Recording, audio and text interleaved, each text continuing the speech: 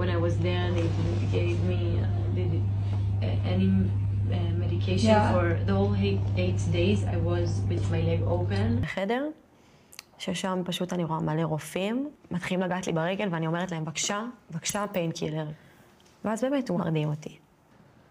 Also Itai, on the first day, the bullet in Itai leg, it didn't came out, so they pull it out without any painkiller, nothing. They just stood over him and told him to be quiet because if no, they would kill him.